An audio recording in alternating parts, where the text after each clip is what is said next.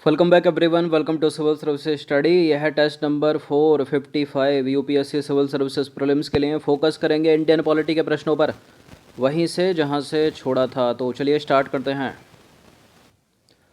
तो आज डेट हो गई है 22 जुलाई 2020 और क्वेश्चन नंबर 1 पर आ जाइए। निम्नलिखित में से किसकी नियुक्ति भारत के राष्ट्रपति द्वारा की जाती है? इतने टेस्ट कराए हैं, अब तो इसका उत्तर आपको कंठस्थ हो गया होगा। किस किस की नियुक्ति है जो भारत के राष्ट्रपति के द्वारा की जाती है, बताइए। राज्यों के राज्यपाल की, वित्त आयोग का अध्यक्ष, नियंत्रक एवं महालेखा परीक्षक और महान्यायवादी परीक्षक है ये परीक्षक, और यूपीएससी के चेयरमैन या फिर अध्यक्ष की। तो इन सभी की नियुक्ति जो है भारत के राष्ट्रपति द्वारा की जाती है। इसका आंसर हो जाएगा ऑप्शन नंबर डी 1, 2, 3, 4 और 5। तो उपरोक्त सभी नियुक्तियां भारत के राष्ट्रपति द्वारा की जाती हैं। और इसके अलावा भारत के राष्ट्रपति द्वारा की जाने वाली नियुक्ति कौन कौन सी है?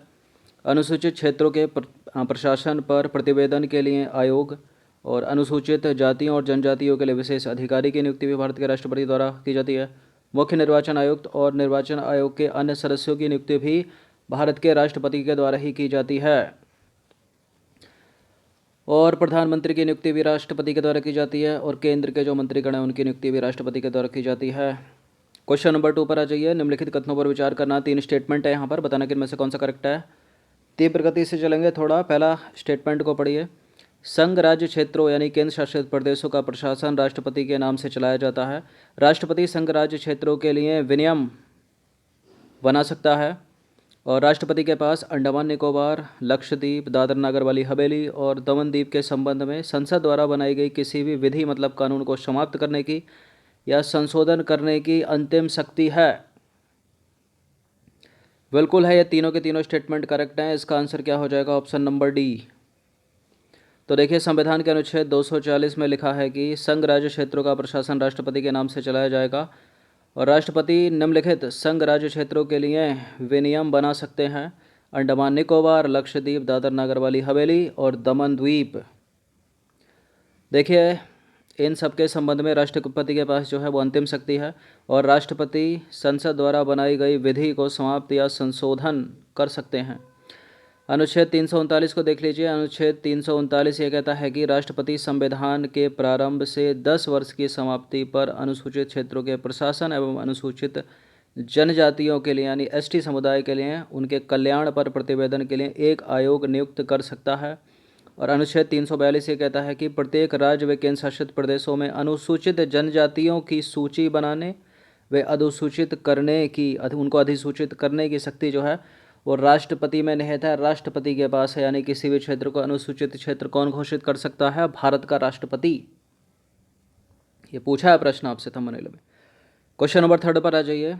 संविधान की 5वीं अनुसूची के पैरा 6 में अनुसूचित क्षेत्र के संबंध में उपबंध किया गया है कि किसी भौगोलिक क्षेत्र को अनुसूचित क्षेत्र घोषित किया जा सकता है।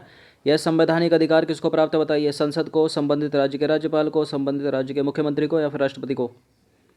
किसको अधिकार है ये है राष्ट्रपति को ये अधिकार। इसका आंसर क्या हो जाएगा? Option number D. तो देखिए, राष्ट्रपति आदेश द्वारा किसी भौगोलिक क्षेत्र को अनुसूचित क्षेत्र घोषित कर सकता है, समाप्त कर सकता है या सीमाओं में परिवर्तन कर सकता है। राष्ट्रपति जो है राज्य के राज्यपाल के परामर्श से अनुसूचित क्षेत्र के क्षेत्रफल को बढ़ा सकते हैं। एक लाइन इंपॉर्टेंट है, अलग से प्रश्न बन सकता है इनसे। 5वीं अनुसूची के पैरा 3 में उपबंध है कि राज्य का राज्यपाल प्रतिवर्ष मतलब हर 1 साल या फिर राष्ट्रपति जब चाहे तब राज्य के अनुसूचित क्षेत्र के प्रशासन के संबंध में प्रतिवेदन जो है वो जारी कर सकता है। नंबर 4 पर आ जाइए। जनजातीय सलाहकार परिषद से रिलेटेड कुछ स्टेटमेंट है यहाँ पर 3 बताना कि इनमें से कौन सा करेक्ट है। पहला स्टेटमेंट है, इसका प्रावधान संविधान की 6ठी अनुसूची में किया गया है।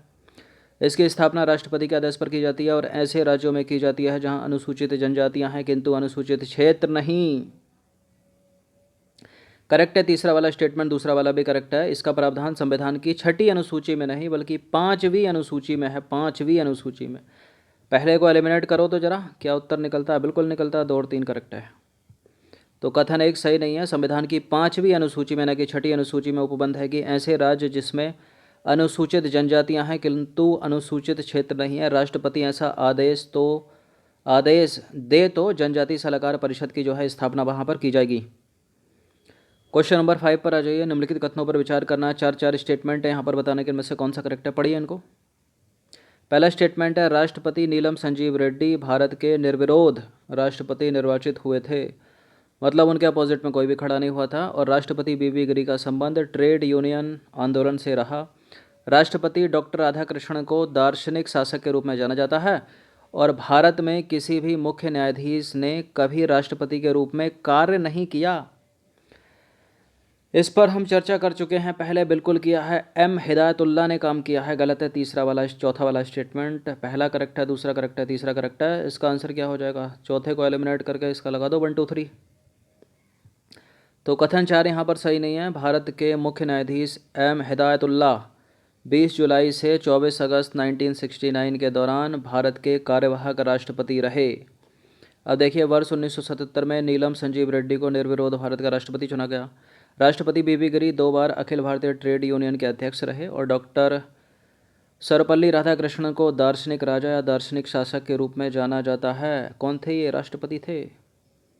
क्वेश्चन नंबर 6 पर आ जाइए। राष्ट्रपति डॉक्टर राजेंद्र प्रसाद के संबंध में कौन सा कथन सही है? सभी को पता होगा, भारत के प्रथम राष्ट्रपति थे ये।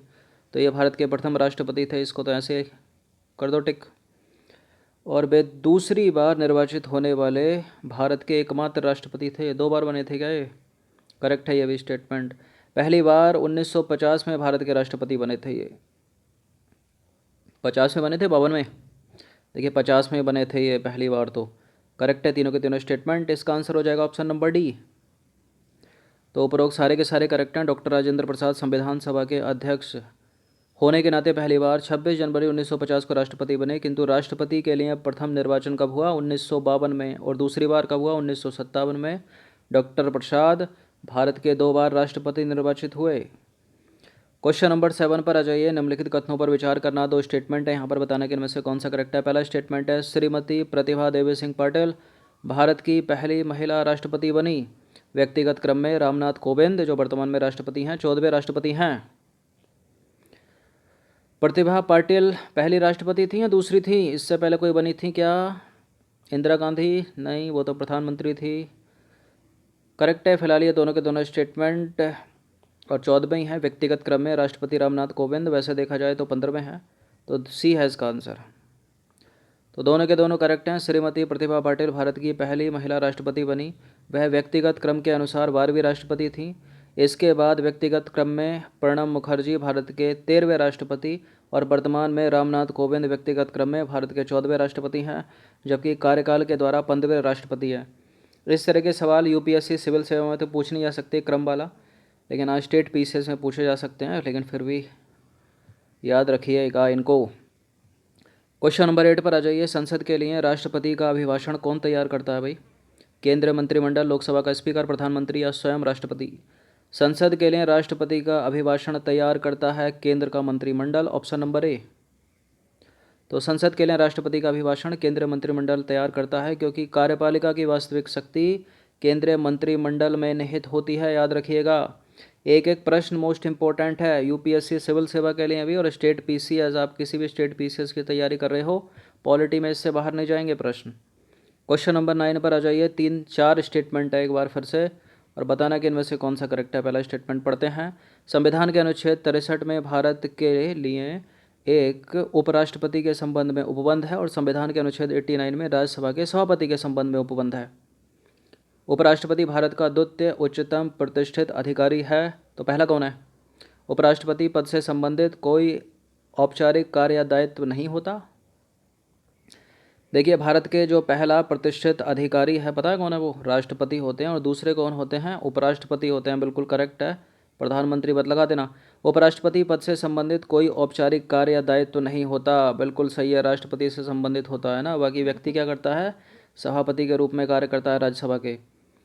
पहला स्टेटमेंट भी करेक्ट है। संविधान के अनुच्छेद 63 में भारत के लिए एक उपराष्ट्रपति होगा, इस संबंध में उपबंध है। और 89 में राज्यसभा के सभापति के संबंध में उपबंध होगा। राज्यसभा का सभापति उपराष्ट्रपति होता है ना। फिलहाल ये सारे के सारे करेक्ट हो गए। इसका आंसर क्या हो जाएगा? ऑप्शन नंबर डी, उपरोक्त सभी।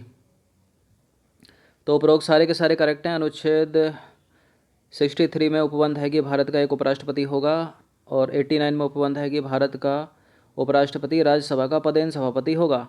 उपराष्ट्रपति का पद देश का दूसरा सर्वोच्च पद होता है, और पहला पद होता है भारत के राष्ट्रपति का, और आधिकारिक क्रम में उसका पद राष्ट्रपति के बाद आता है। उपराष्ट्रपति पद से संबंधित उपराष्ट्रपति का कोई औपचारिक कार्य या दायित्व नहीं होता, अपितु वह राज्यसभा का पदेन सभापति होता है और उसी रूप में कार्य करता है। अनुच्छेद 64 में उपबंध है कि उपराष्ट्रपति राज्यसभा का पदेन सभापति होगा और कोई लाभ का पद धारण नहीं कर सकेगा वो। क्वेश्चन नंबर 10 पर आ जाइए। भारत का उपराष्ट्रपति जब राष्ट्रपति के रूप में कार्य करता है तो क्या होता है, और इस संदर्भ में इनमें से कौन सा गलत होगा, इन 4 स्टेटमेंट में से, 4 विकल्प में से बताइए। जब भारत का उपराष्ट्रपति राष्ट्रपति के रूप में कार्य कर रहा होगा तो वह राज्यसभा के सभापति के पद के कर्तव्यों का निर्वहन नहीं करेगा। बिल्कुल नहीं करेगा, क्योंकि वर्तमान में तो भारत का राष्ट्रपति है ना। वह राज्यसभा के सभापति के जो वेतन भत्ते दिए जाते हैं उनका हकदार नहीं होगा। बिल्कुल नहीं होगा, क्योंकि वो क्या कर रहा है, अभी तो वो राष्ट्रपति के रूप में कार्य कर रहा है। अब देखिए, उसे राष्ट्रपति की सभी शक्तियां और उन्मुक्तियां प्राप्त होंगी। बिल्कुल प्राप्त होंगी। अब यही गलत हो गया ना डी। उसे राज्यसभा के सभापति के देय वेतन भत्ते प्राप्त होंगे और राष्ट्रपति की उपलब्धियां भत्ते हुए विशेषाधिकारों का हकदार नहीं होगा। देखिए, ऐसा नहीं है, अगर राष्ट्रपति की जो पद है वो रिक्त है, किसी भी कारण हो सकता है, बीमारी के कारण हो सकता है, उनकी मृत्यु हो गई किसी कारणवश, उसके कारण हो सकता है, कहीं बाहर जाना पड़ गया उसके कारण हो सकता है, तो जो सभापति होता है ना, सभापति जो उपराष्ट्रपति इसको बोलते हैं, वही जो है सभी वेतन भत्तियाँ जितने उनको मिलते हैं वो एक तरह से पूरी तरह से राष्ट्रपति ही होगा। भारत का सब कुछ मिलेगा उसको, सब कुछ। लेकिन इस समय वो राज्यसभा को दिए जाने वाले सभापति के जो वेतन भत्ते जो है ना उधर, तो उसका हकदार नहीं होगा। उसको कौन ले लेगा, जो राज्यसभा का उपसभापति होगा ना, वो उसको ओवरटेक कर लेगा वहाँ पर। तो यहाँ करेक्ट है पहला वाला विकल्प, दूसरा भी, तीसरा भी, और ये डी वाला गलत है। तो उपरोक्त में से विकल्प डी सही नहीं है। संविधान के अनुच्छेद 65 में उपबंध है कि राष्ट्रपति की मृत्यु, पदत्याग या पद से हट जाने या अन्य किसी कारण अगर पद रिक्त होता है तो उस तारीख से उपराष्ट्रपति राष्ट्रपति के सभी कार्यों और उत्तरदायित्वों का निर्वहन करेगा और उस अवधि के दौरान वह राज्यसभा के सभापति के पद पर कार्य नहीं करेगा। उस अवधि के दौरान उपराष्ट्रपति को राष्ट्रपति की सभी शक्तियाँ उन्मुक्तियाँ प्राप्त होंगी और संविधान की दूसरी अनुसूची में जो निर्दिष्ट है ना राष्ट्रपति की उपलब्धियाँ भत्ते वो सब उसको दिए जाएंगे।